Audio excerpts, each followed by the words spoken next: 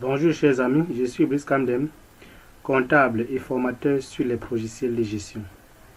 Aujourd'hui, je vais vous parler du traitement comptable des emballages consignés chez le fournisseur. Je vais commencer par définir la notion d'emballage.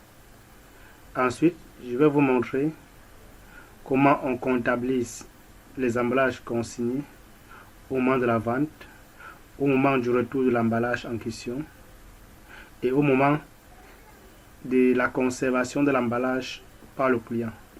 Vous voyez un peu. Bien, chers amis, c'est quoi donc un emballage proprement dit? Vous voyez un peu. Donc, un emballage est un objet destiné à contenir et à protéger des marchandises, à permettre leur manutention et leur acheminement du producteur au consommateur ou chez l'utilisateur et à assurer leur présentation. C'est en fait ça l'emballage. Donc, on distingue les emballages perdus et les emballages récupérables. Les emballages perdus sont les emballages, c'est-à-dire on vend en fait avec l'emballage, on n'a plus besoin de le vendeur n'a plus besoin d'entrer en possession de l'emballage. Non, pas l'emballage récupérable. Il s'agit en fait je vais prendre par exemple le cas des casiers.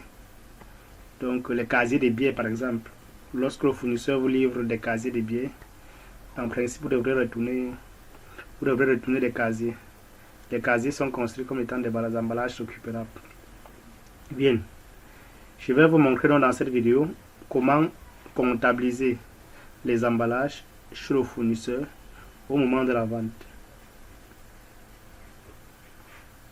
Notons que la consigne est un système de gestion des emballages usagés qui consiste à séparer le prix du contenu de celui de l'emballage, alors appelé consignation ou dépôt de garantie. Donc on parle en fait de consignation ou bien de dépôt de garantie. À quoi consiste la consignation d'un emballage? Les emballages consignés sont des emballages susceptibles d'être provisoirement conservés par le client et que le vendeur s'engage à reprendre dans les conditions déterminées à l'avance. En pratique, le prix de la consignation est facturé au client et lors du retour de l'emballage, le prix de consignation lui est remboursé.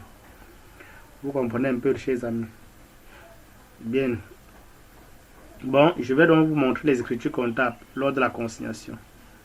Donc, lors de la consignation, le fournisseur doit passer cette écriture. Notons que ça, c'est une comptabilisation conforme au SYSCOADA révisé. Donc, le fournisseur, par exemple, doit débiter le compte 411 et au débit, il doit inscrire le compte 411 du montant total à percevoir chez le client et il doit créditer le compte 701 de la vente des marchandises et ainsi que le compte 4431 du montant de la TVA collectée. Donc, il doit débiter en fait le compte 411 du montant total à percevoir chez le client.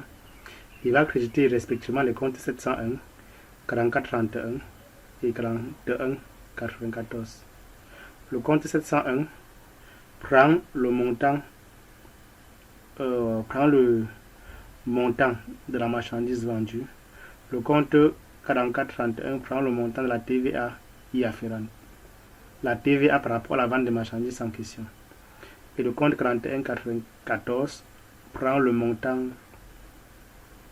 des emballages, prend en fait le montant de la consignation. Le compte 4194 prend le montant de la consignation. Vous voyez un peu.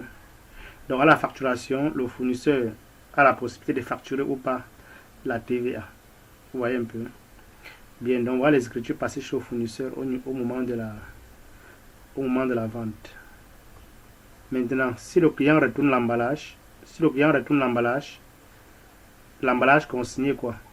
Puisque l'emballage consigné, ce que vous devez faire en fait, débiter simplement le compte 4194, vous débitez le compte 4194 par le crédit du compte 411. Ça c'est au cas où la marchandise est, au cas où le client retourne la marchandise, donc vous contrepassez purement et simplement l'écriture du montant de la consignation initiale. Vous voyez un peu.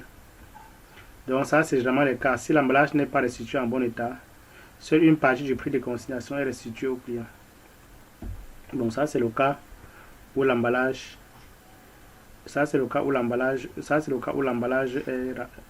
est retourné en bon état, en bonne et due forme au fournisseur. Bon, au cas où l'emballage n'est pas restitué en bon état, seule une partie du prix de consignation est restituée au client. Le montant conservé par le vendeur est enregistré dans le compte 70-74, bonus surprise d'emballage consigné. Le gain réalisé alors assimilé à une vente et la TVA devient exigible. Ouais, un peu. Ça veut dire qu'au cas où l'emballage revient et qu'elle n'est pas en bon état, le fournisseur est obligé de facturer ou de facturer une partie de l'emballage au client. Qu'est-ce que ça veut dire? Ça veut dire par exemple que si au préalable on avait facturé par exemple à 100 000, on avait facturé par exemple à 100 000 l'emballage et que le client revient avec l'emballage et n'étant plus en bon état, le fournisseur peut décider de restituer simplement 60 000 au client. Là, la différence donc, entre 60 000 et 100 000 francs, ça donne 40 000 francs. 40 000 francs là, donc, c'est peut être considéré comme étant un bonus sur le prix d'emballage. Donc, c'est comme étant un produit pour le fournisseur. Il doit le comptabiliser au crédit du compte 70-74. Vous voyez un peu. Donc, c'est un peu ça. Bien. Au cas où le client conserve l'emballage, le client peut décider de conserver l'emballage consigné, soit parce qu'il a été égaré, détruit ou endommagé, soit parce qu'il a préféré l'acquérir ou le réutiliser. La consignation se transforme alors en vente d'emballage taxable à la TVA. En pratique, la TVA est prélevée sur la consigne, ce qui évite de réclamer au client. L'opération s'enregistre de la façon suivante. Donc, au débit, vous débitez le compte 4194 et au crédit, vous créditez respectivement les comptes 70-74 et 44-32. Donc, nous sommes dans une situation où le client décide de conserver l'emballage. Donc, le client ne retourne pas l'emballage au client. Vous voyez un peu. Là, vous devez donc facturer donc cet emballage à ce client. Donc, vous débitez purement et simplement le compte 4194 par le crédit du compte 70-74 et 44-32. Voici l'écriture que vous passez en fait. Donc, je prends un exemple. Une entreprise vend 1 200 000 de produits qu'elle livre dans des caisses en bois consigne. Donc, les 1 200 000, les produits là ont été emballés dans 10 caisses. Et une caisse est consignée à raison de 2000 francs. Vous voyez un peu. Bien. Voici comment vous passez l'écriture. Vous débitez le 411 des 1 220 000. Vous créditez le 700 vente de marchandises de 1 million. De 1 million. Et vous créditez le compte 4431. La TVA, bon, admettons que la TVA en fait c'est de 20%. Hein. Si la TVA est de 20%, admettons que la TVA dans cette transaction, pardon, est de 20%. Admettons que la TVA est de 20%. Donc si la TVA est de 20%, ça veut dire que la TVA collectée, puisqu'on a dit 1 200 000 TTC, donc vous créditez qu'on a la TVA 4431 de 200 000. Donc ça c'est la TVA sur la vente de marchandises. Maintenant le compte 4194, ça va prendre le montant de la consignation. Donc vous faites en fait 2000 fois 10 qui donne 20 000. Vous voyez. Donc on voit l'écriture des ventes. Maintenant si jamais le client retourne la marchandise consignée en bonne et due forme, voici l'écriture que vous devez passer. Vous débitez purement et simplement le compte 4194 par le crédit du compte 411 du montant de la consignation initiale. Ça c'est une éventualité. Maintenant au cas où le client retourne l'emballage mais pas en bonne et due forme, donc le fournisseur peut décider de lui facturer la totalité ou bien de ne même pas récupérer l'emballage en question. Vous voyez un peu. Bon, je me positionne au cas où le fournisseur facture une partie de la consignation au client. La consignation par exemple était de 20 000 francs. Donc le fournisseur décide donc de facturer la moitié au client. Donc vous débitez le compte 4194 par le crédit du compte 411. Ça c'est la partie qui est restituée au client, 10 000.